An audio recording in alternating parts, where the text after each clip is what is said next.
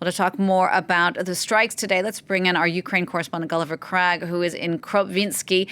Gulliver, what's the situation like there now? Well, the Ukrainian Air Defense Forces say that they actually shot down 44 missiles fired by Russia this morning out of more than 50. They didn't say exactly how many more than 50, but the Ukrainian government says that drones and missiles combined, there were 18 hits this morning on 10 targets, mostly electricity infrastructure, they said, and it seems several of those targets were hydroelectric power stations, including one in Kyiv region where I am now. Here in Kropyvnytskyi, the capital of that region, the electricity was off earlier this morning, but it was back on by mid-morning. Other regions of Ukraine, though, have not been so lucky. There are, I think, at least 7 regions where there are what they call emergency, unplanned power cuts today. That's on top of the planned power cuts that have been going on for more than 2 weeks now around the country in order to facilitate repair work. Also, I think this is a first. One of the missiles that was shot down that was clearly aiming at a hydroelectric power plant on the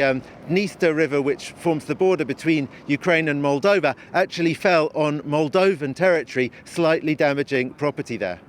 Gulliver, what about in the capital, Kyiv? What's the situation there now?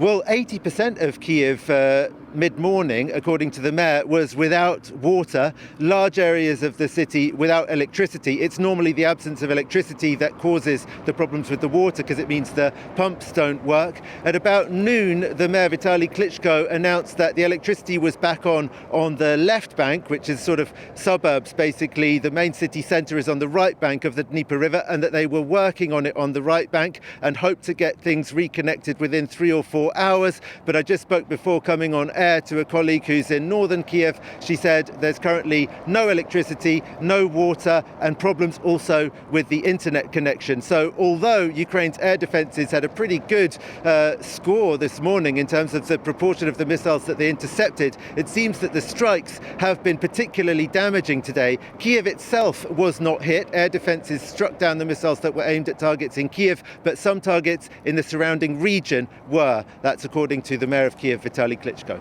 Thanks for that, Gulliver. France 24's Ukraine correspondent, Gulliver Cragg.